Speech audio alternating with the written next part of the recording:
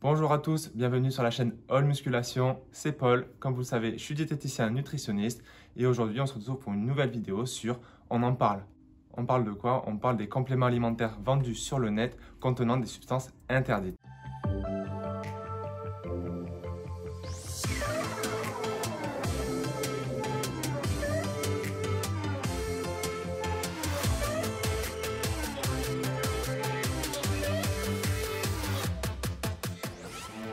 Il faut savoir que l'achat de compléments alimentaires en ligne représente à peu près 20% et c'est une pratique de plus en plus courante. Le reste des ventes se faisant en pharmacie ou en magasin spécialisé. Il y a beaucoup de consommateurs qui se posent énormément de questions par rapport à ces compléments en ligne.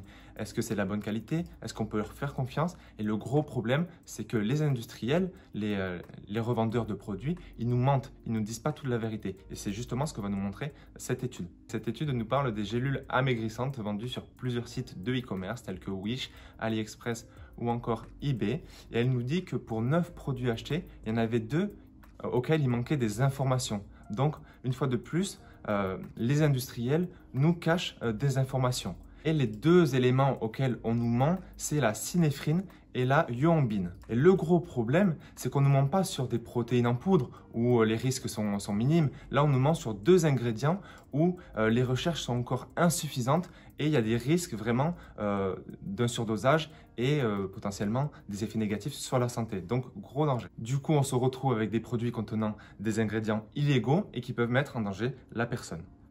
Et c'est d'ailleurs pour ça que la législation européenne interdit l'utilisation de ces ingrédients dans les compléments alimentaires. Alors pourquoi ces 2 ingrédients, la syphrénine et la yoambine, ils sont interdits? Parce que déjà, il y a un manque d'études, il y a un manque de recul. Et un deuxième point important, c'est que la dose minimale pour pouvoir ressentir les effets, elle est très proche de la dose maximale, minimale où on ressent les effets indésirables. Ce qui fait qu'on peut vite être en surdosage et donc avoir tous les effets indésirables. Le problème de ces e-commerce, c'est qu'ils ne vont pas vérifier la réglementation du produit en question. Du coup, on se retrouve avec des produits qui ne respectent pas la législation.